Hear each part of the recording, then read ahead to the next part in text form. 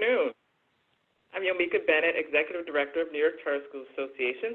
Welcome to our weekly webinar. Before we get started today, I do want to take a moment just to reiterate to everyone. Following the announcements that happened this weekend, I wanted to reiterate to everyone that Executive Order 20214, which mandates schools closures through April 29th, is still in effect. The governor hasn't extended this executive order and has stated that he is taking a coordinated approach with other states and will likely make a decision about New York schools sometime soon. But he has been clear that full school closure is still undecided. So I just want to get that out there. I know that will be a topic of discussion. I wanted to make sure we stated that up front. I also want to ask everyone on the webinar to please take a moment to email us at membership@nycharters.net. We want to be sure that our list for everyone that we send out our emails and our webinar invites to is up to date. So again, if you can please take a moment to send us an email, membership@nycharters.net. We'll make sure everybody's on our list and our lists are up to date. Thank you. All right, so with that said, and very poorly, so I apologize for that, but with that said, I want to introduce our partners today for today's webinar. I am joined by Susie Carello, Executive Director of the SUNY Charter Schools Institute, David Frank, Executive Director of the Charter Schools Office at NYSED, as well as Angeli Matos, Executive Director of Policy Operations at NYC Department of Education, and Aaron Cochran, Managing Director in the same office, as well as Corey Callahan and Randall Eiserman from the New York City Charter Center. All right, welcome panelists. Today's webinar, we will follow the same format as last week. We will begin by hearing from our authorizers, David, Susie, and Aaron, representing the DOE or authorized schools. And then we'll transition to New York City DOE specific topics and questions. And then again, if there's time, I will wrap by touching up on some of the non-financial aspects of the state budget, which we didn't have time to cover last week. For schools outside of New York City, I'll also note briefly that we are hosting another webinar on Thursday, that's this Thursday at 4 p.m. to address policy and operational considerations for schools operating in districts other than New York City. Given that a lot of the questions we are likely to cover today relate to the status of New York City schools, I want to reiterate that we will have on Thursday a webinar at 4 p.m. that addresses schools operating outside New York City. So, diving in. David, Susie, and Aaron, welcome back again. I'd like to open by giving the opportunity, as always, to share any updates.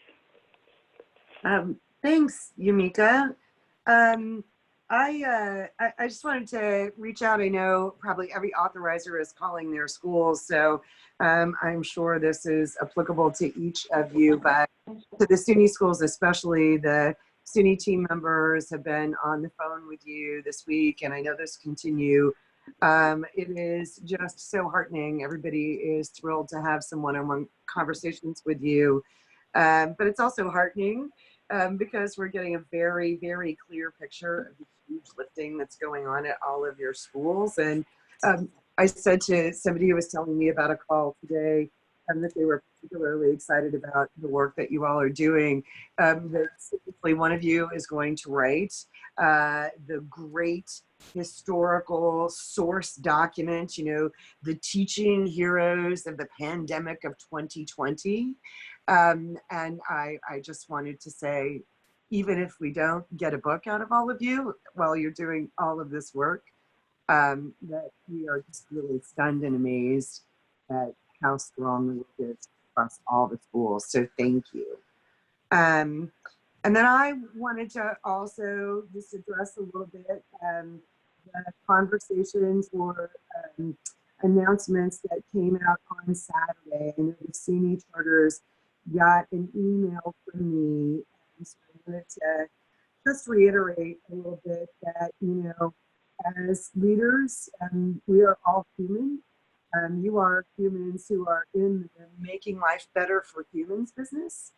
And when things are uncertain, and this is a world of uncertainty, I do understand that the temptation to make a decision now about whether or not school will continue is one that, would provide some certainty for your school communities.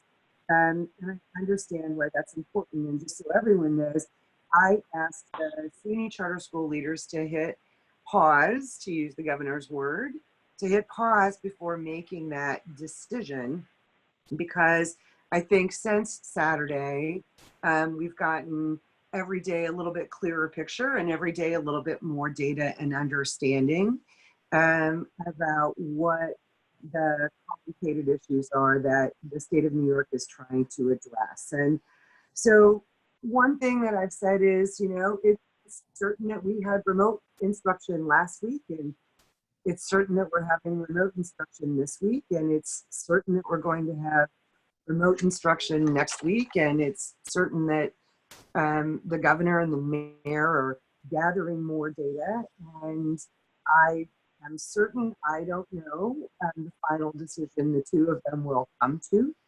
but I do know that there are a couple of things. David's going to be much better at quoting, and Yamika just did all of the executive orders, but we do know that for now. We are, as a sector, only given the day count of 180 days that continues and through April 29th. We also know that we have a lot of opportunities across the sector, and one of those is setting our own calendar. And I think it's a powerful opportunity for us as a sector to show some strength, step back, see what more data comes about, so that we can work together to make really smart decisions and not kind of one decision direction and then maybe have to pivot. So I'm happy to talk about that more if there are questions in the chat from SUNY charters. I've heard from an awful lot of you, and I love that. Please continue to do that. I've heard some really good input about concerns regarding going back to school, whether we do that before the end of June or whether we do that in fall. And those are really helpful, both in terms of us thinking about the policies that we're going to make. And I think maybe Angeli's or someone at New York City is going to take on a little bit of leadership across the sector and begin to host a conversation about those things. So I want to thank everyone. Please keep reaching out to us with your concerns, and I'll hand it off to the next authorizer. I'm the next authorizer. So I hope everyone is well. I'm always so impressed with how many people participate in these calls, and thank you to Anna and Yomika and the association for putting this opportunity together week after week. I hope it's helpful to the schools. Echoing what Susie said, it is hard to be a leader, and it is hard to be in all of your positions now, given the extensive uncertainty. And we want each and every one of you to use the considerable autonomy that you have to ensure that, one, you're doing what's best for your school, your students, your staff, but also that you're adhering to the guidance that Governor Cuomo and the State Education Department and your authorizer, whoever that might be, is issuing. And we didn't give any of you a charter just to follow what your district, whether that district is New York City or Buffalo or wherever that might be. We want you to be the autonomous, independent education entities that you are. So we appreciate that there's a lot of pressure on you to make a definitive announcement on when you'll be back in school and when things will get back to normal. But there's a lot more here than just what's happening in your school or in the education sector. I think as Governor Cuomo very poignantly said this afternoon in his remarks, that we're trying to, the state is trying to have everything returned, and there's different cogs, and education is one cog. And Anna's like, this is what he said. But his use of his hands to describe it was not better. So Thank doing you. it That's justice, right. David. And so, you know, there are a lot of considerations, and they extend beyond your city or district, and they extend beyond our state. So we think that the best thing that schools can do right now is, one, await further guidance from the governor and the state education department and your charter authorizer before making any definitive decisions or announcements regarding the remainder of this academic year. No one is going anywhere. We're all at home, and unfortunately, there are no vacation plans and right now, no summer camp plans. And so we would just ask that you hold tight, and it takes a lot of courage and leadership to do that.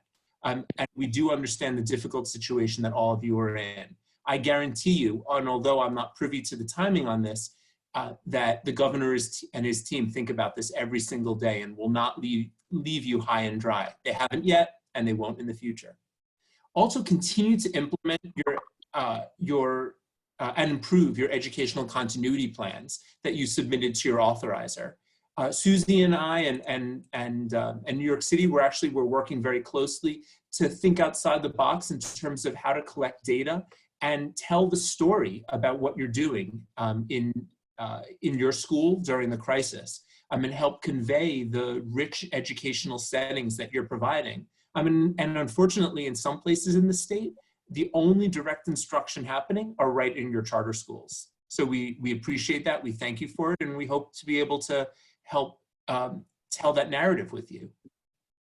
Also, continue to work towards ensuring that all students, particularly at-risk students, have access to instruction under your education continuity plan.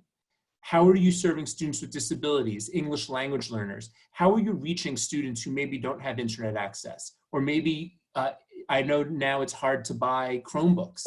Maybe some of your students don't have computers. How are you reaching those students using that considerable autonomy that you have?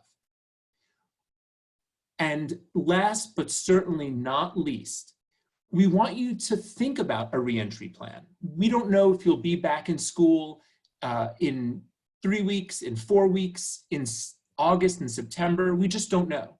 But we want every single school to have a thoughtful reentry plan so that you can immediately hit the ground running and support the academic and social emotional needs of your students when you do return to your brick and mortar buildings. That being said, I look forward to answering any questions and continuing to work with you to provide you guidance as soon as we get it. So Anna or Yomika, I'll turn it back over to you. All right, thanks, David. Erin? Yeah, thanks so much for letting me once again put on my authorizing hat today. I just want to echo a lot of what Susie and David were saying. We know that this is a very challenging time, and we really appreciate all of the leadership that the schools that we authorize are demonstrating today. So I was seeing and questions come up in the chat, and we've been getting questions via email. So I just want to kind of address those questions head on about the mayor's decision. So we are aware that there are these questions popping up about the DOE's announcement to close district schools for the rest of the school year. What this means for charters, in particular DOE authorized charters, and I'm hearing questions about charters in co-located district space. So as you know, all schools are closed through April 29th by Governor Cuomo's executive order, and the governor has stated that further guidance on school closures and openings would be forthcoming. So upon receipt of that further guidance from the governor, either through executive order or other means, at that point, the DOE would expect to issue further guidance to charter schools on school closures and openings. So that's, we're going to be watching what is happening in terms of additional guidance from the governor. Okay, thank you, Erin. And I'm going to give Susie an opportunity, if you'd like to take it, Susie, just to highlight some of the things that you said. We got a couple messages that came through that said the audio wasn't clear. So if you want to go back through just some of your highlights, we're happy to do that now. Thanks, Yomika. Apologies, everyone. I have kicked everyone else in my household off the internet, so hopefully it will not happen again. Just one of the things that I said at the end in terms of whenever school commences again, whenever physical school commences again, Are there a number of growing considerations about that? And I know both the New York City Charter School Center and the association have certainly been talking to us about that, and I think they have some plans to talk to you about that. But we also talked a little bit today, very quickly, New York City DOE and I, about making sure that we are committed to gaining insights from all of you as that happens. And I think you'll hear a little bit more about that a little later. Okay, great. Thank you. All right. Thank you all for the updates. Now we're just going to pivot right to the chat questions. Great, thanks, Yomika. And we've received some questions. We also got some questions right before the webinar, so I'll layer those in as well that didn't come through the chat specifically, so if folks are wondering where they're coming from, that's where. But one of them that we received in advance that is also coming up in the chat is this theme about promotion and retention decisions, and in particular, as schools are determining how many students to admit in their lotteries. So would love to hear from each of you if you have any perspectives or guidance from schools about making those decisions, communicating those decisions, and then what impact that has in terms of them identifying available seats in lotteries.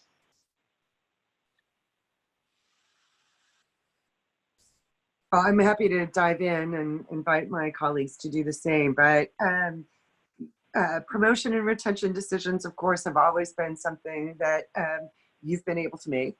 And we continue to believe that those are the decisions that you should make.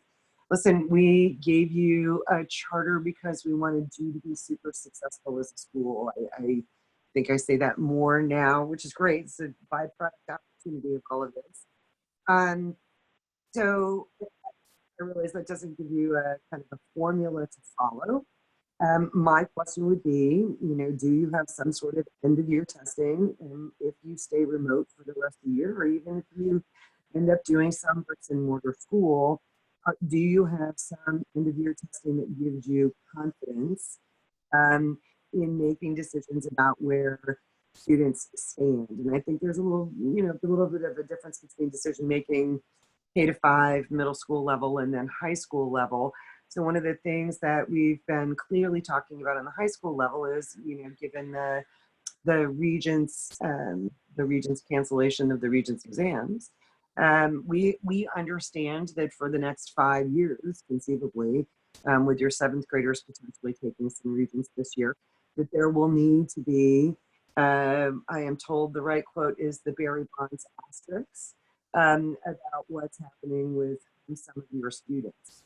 We at SUNY have also said repeatedly on high school graduation cohorts, we look at your 4-year, 5-year, and 6-year graduation cohorts. And some of our schools, it's important to scoop up those 6-year kids to make sure that schools get credit about getting those students to and through high school with a diploma.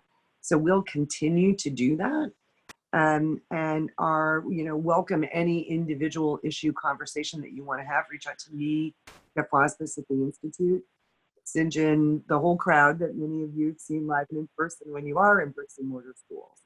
So as far as promotion and retention of students, our guidance would be, says I'm still breaking up.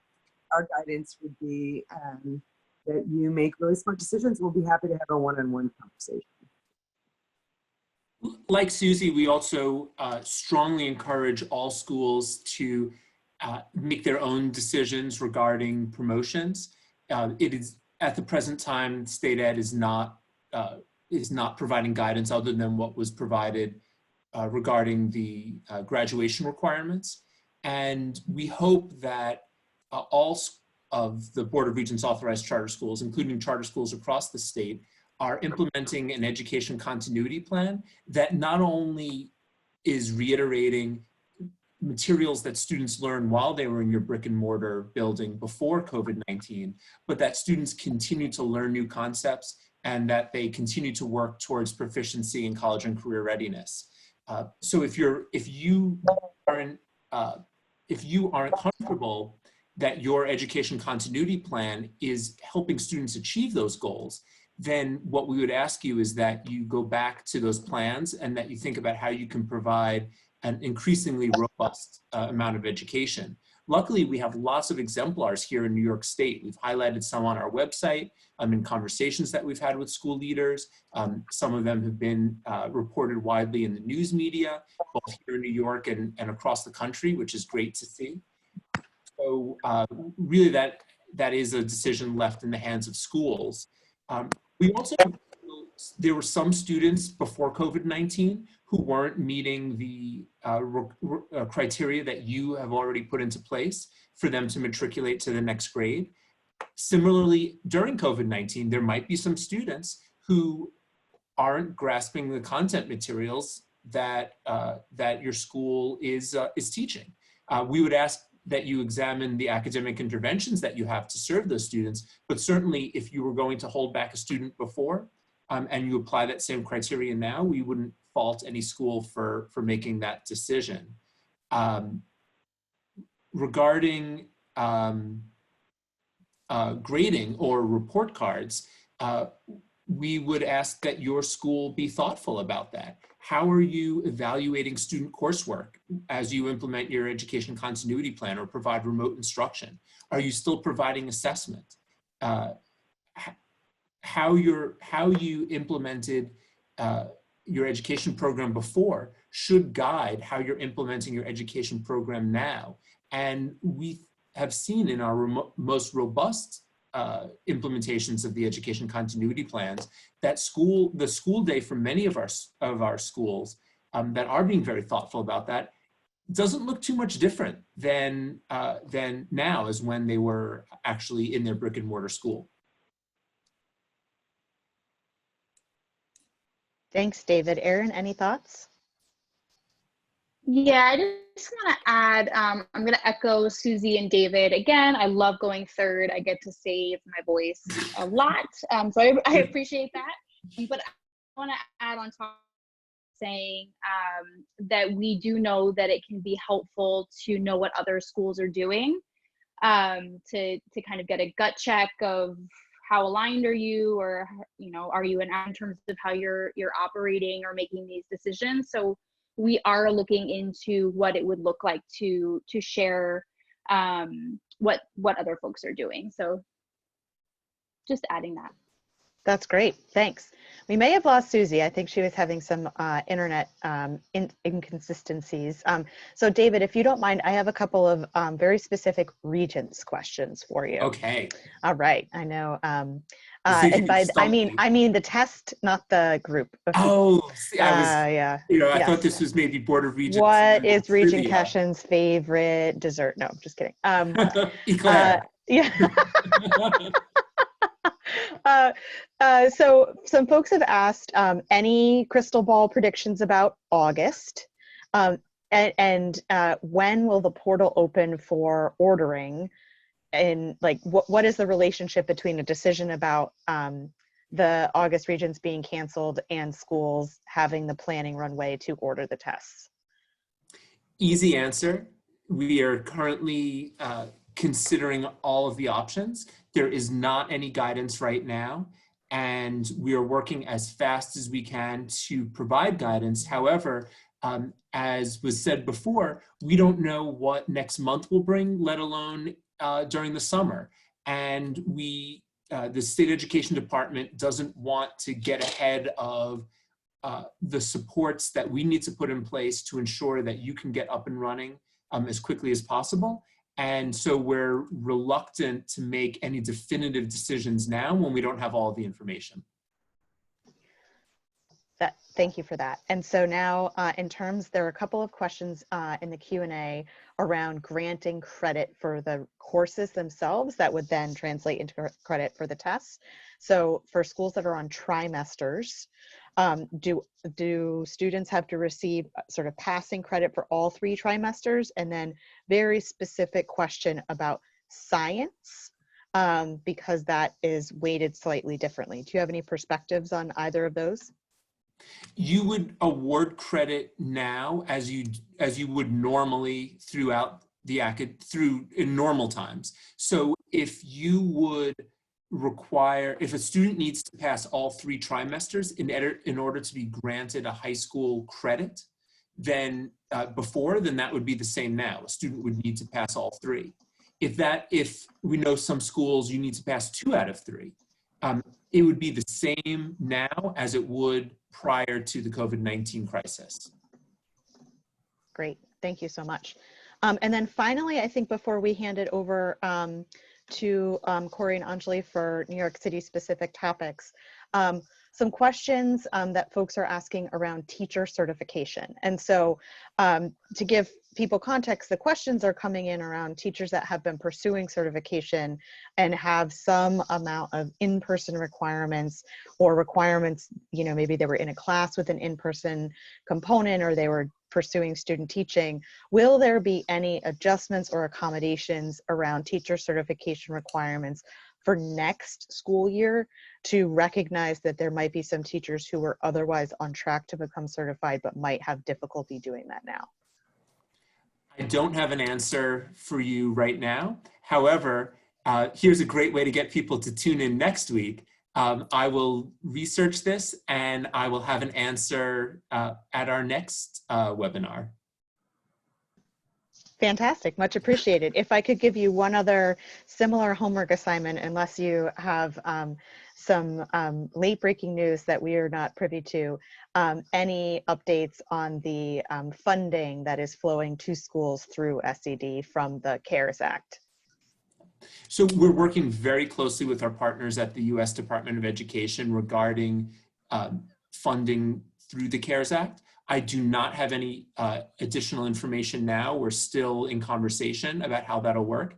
You also might have seen that Secretary DeVoe has allocated $3 billion for governors across the United States to help support both K-12 as well as higher education. And so the State Ed Department will be looking towards the governor's leadership to see how those funds will be dispersed. But I would just say, stay tuned. We're working with stakeholders at the US DOE to help reallocate some additional funding that we have through our charter school program grant to help support startup funds that schools might encounter as you transition from brick and mortar to remote instruction. So I would just say stay tuned and we will get you information as soon as we have it. But we do not have any additional information now. And I would just ask that you hang tight until we do. Well, thank you very much. And we will look forward to giving you collective jazz hands on a future webinar when you can make an announcement about those funds. All right.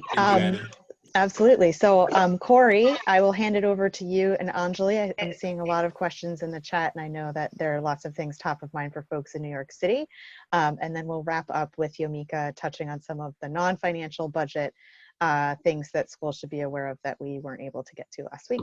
So handing it over to you. Thanks, Anna. Good afternoon, everyone. Hi, Anjali. I think I can see you unmuted yourself. So I'll dive in. I know DOE has been holding weekly special education office hours, which I think a lot of the schools on here have probably been attending, but we are still getting lots of special education questions. So I'm going to start there and give you some of those. So can you just let everyone know, I know last week we were talking about the decision for DOE to stop using Zoom for all of their schools and or DOE related services providers. Can you just update the charters on this call with anything else that has come out of DOE related to Zoom and the use of the platform for the charter schools in New York City? Yeah, hi Corey, hi everyone. Yes, and so Corey, we don't have, actually let me back up for a second. We are in our capacity as the LEA for special education looking to issue guidance on whether charter schools can use Zoom for special education program service delivery and for other related services that they may deliver on their own. And we don't have that guidance ready. We're working on it. So please keep an eye on the C Weekly that's coming out this Thursday. We're hoping to have it ready by then. In the meantime, though, I said this last time and I'll say it again, like we encourage schools, with their autonomy, as David and Susie have mentioned, to consider all of the concerns that have surfaced with this platform, and to use, to make decisions using that information. But just so to make sure that it's clear to everyone on the call, as of right now, charter schools are, even as the LEA, DOE has not said anything about charter schools not being allowed to use Zoom for their own provision of services to students, including those with disabilities. That's correct. Yep. So we're working on that guidance and looking, really working hard to issue that by Thursday. I'm seeing some questions in the chat, and something else we've heard is, so for DOE related service providers, so for those schools that are using agencies to give services such as speech and OT, we know that these providers have been switching over to Teams from Zoom. What, if any, training sessions are going to be made available to charters and their families to help with this transition? Yeah, so we had originally planned to do a training, or a webinar rather, by today, and unfortunately we've had some technical issues and had to delay the webinar. We're hoping to schedule that webinar either by the end of this week or early next, and the focus will be covering the Zoom transition to Teams and Google, and this is for charter school staff and their own providers that they hire, speech therapists, counselors, etc. And one thing to add, Corey, in the C Weekly that we sent last week, we included a resource for families.